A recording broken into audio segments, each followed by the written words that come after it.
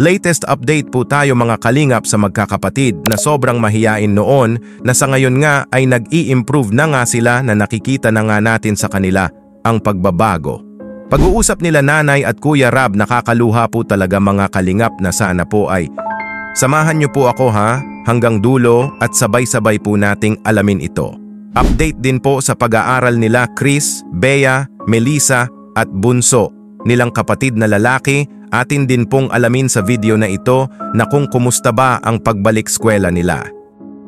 Bago po ang lahat mga kalingap ay wag po natin kalimutang suportahan palagi ang ating ama at founder ng Kalingap, Kuya Val Santos Matubang, at syempre po ang ating ina co-founder, Ate Edna Vlogs, Idol Kalingap Rab at Ma'am Jack Tapia Matubang. Pati na rin po sa lahat ng charity vloggers, Kalingap partners, Kalingap reactors, especially na po ang Karepa. Patuloy po nating suportahan mga Kalingap ang programa ng Team Kalingap sa walang sawang pagtulong nila sa ating mga kababayan. Ito po mga Kalingap, panoorin po natin ang pag-uusap nila Nanay at Kuya Rab na may good news nga si Nanay na sobrang kinatuwa ni Kuya Rab. At syempre din po sa ating lahat, sabay-sabay po nating panoorin ito. Mga Kalingap, ito po. Pag umaga, itong Bunso. Pag hapon, si Chris. Oh. Palit-palitan. Ah, okay. Asan si Tunay? Pumasok na siya? Opo. Oh, buti naman sinunod niya yung payo ko. Opo. Ano? Pasalamat po kasi po nagsusunod po sa inyo, sa mga payo ninyo. Natutuwa po ako, Kuya Rab. Salamat po, Kuya Rab, kasi hindi maganda yung panahon, nalakad pa rin po kayo papunta dito sa bahay. Thank you po Nay na pumasok na sina Chris at bunsong kapatid nila na lalaki. Na alam naman natin na sa previous vlogs nga ay napanood nga natin na nag-absent nga si Chris on first day of school dahil nahihiya nga si Chris. At ang bunsong kapatid din nila na boy ay nalaman nga natin mula kay Nanay na umiiyak ito sa school. Pero ngayon nga ay pumasok na nga silang dalawa. Kaya thank you po kay Kuya Rab dahil sa mga payo ni Kuya Rab sa magkakapatid ay ito ang nagbigay lakas sa kanila na wag na mahiya na pumasok para sa kinabukasan nila. Nagpapasalamat nga din si Nanay kay Kuya Rab at ng team niya na kahit hindi maganda ang panahon na umuulan ay andyan pa rin sila Kuya Rab para maghatid ng tulong sa kinananay kaya sobrang na-appreciate ni Nanay ang lahat ng effort ng Team Kalingap. Tinanong nga ni Kuya Rab si Nanay kung kumusta ang pag-aaral ng mga anak niya at ito nga ang naging sagot ni Nanay kay Kuya Rab na may nalaman nga si Kuya Rab na kinatuwa niya ito po. So, kumusta naman ang mga bata po? Sa kanilang pag-aral, masaya sila, nag-enjoy? Masaya naman po. May exam po yung ngayon. Wow, okay. Yung 3. Oo. Nag-aaral po sila tuwing gabi. Si Chris, natuto na siya magsulat ng pangalan. Wow! Ito naman si Chris at gusto na rin yung pumasok. Nga po.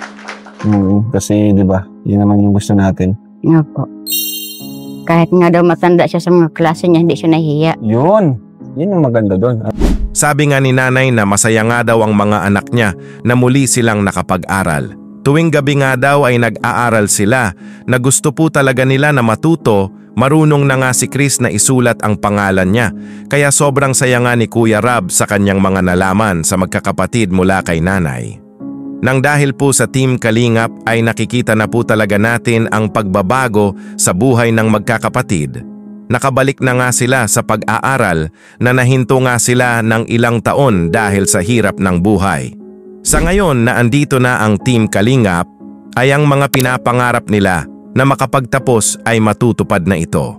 Kaya nagpupursigi po talaga sila sa pag-aaral na kahit malayo ang school nila ay nilalakad nila ito dahil may pangarap sila na gustong maabot.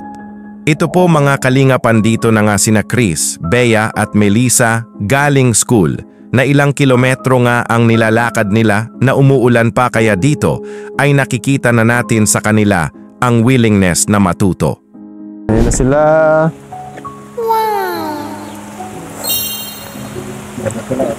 Grabe, nagpabasa na si Chris. Melissa, hello. Pasok na kayo. May mga tao na pati sa kwarto nyo. Pabasa ka na pati. Bea. Wow, very good. Woo! Diyan, pati. Melissa.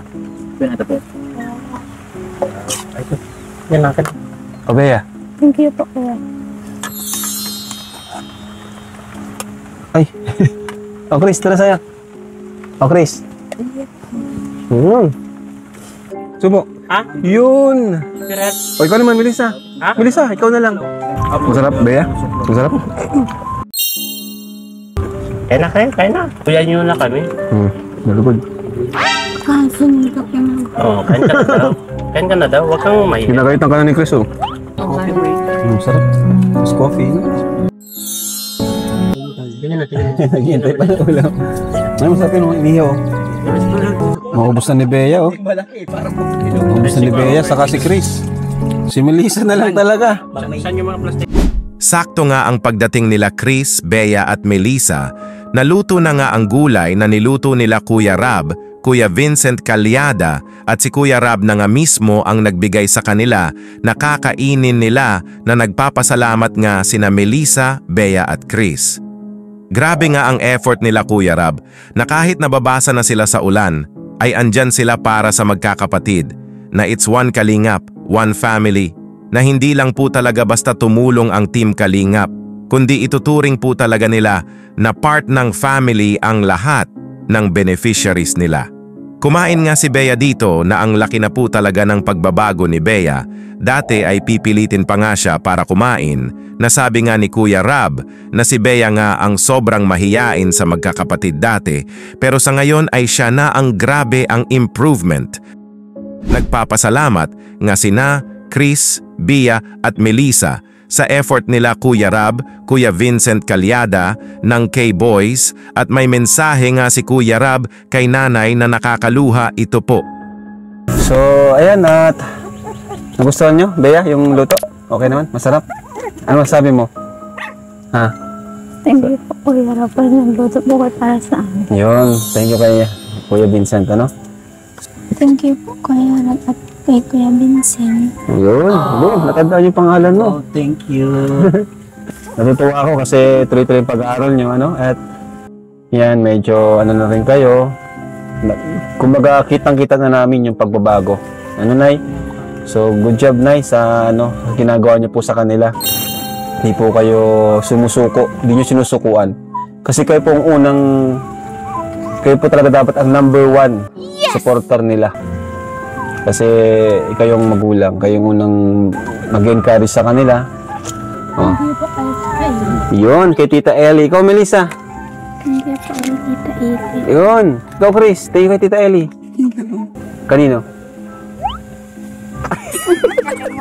Tita Ellie. Hindi niya kaya. Pero sa gawaing bundok, siya yung ano, no? Siya yung talagang maasahan. Kahit ganyan si Chris. Kasi po, kaya siya gayaan, naglaki po yung sakit. Medyo ano siya. Gamot. Na-delay siya, no? Development niya. Sobrang natutuwa nga si Kuya Rab dahil tuloy-tuloy na ang pag-aaral ng magkakapatid. Na sina Chris at bunsong kapatid nila na lalaki ay pumasok na. Na lahat po talaga sila ay nag-aaral. Ito nga ang gustong mangyari nating lahat, na muli silang makabalik sa pag-aaral, kaya lahat tayo ay sobrang saya para sa magkakapatid. Good job nga kay nanay.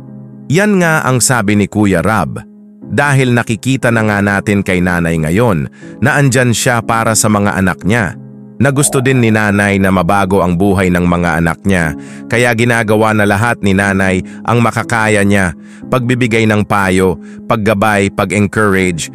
Ayaw nga ni nanay na masayang ang dumating na tulong na may Team Kalingap na tumutulong sa pamilya nila.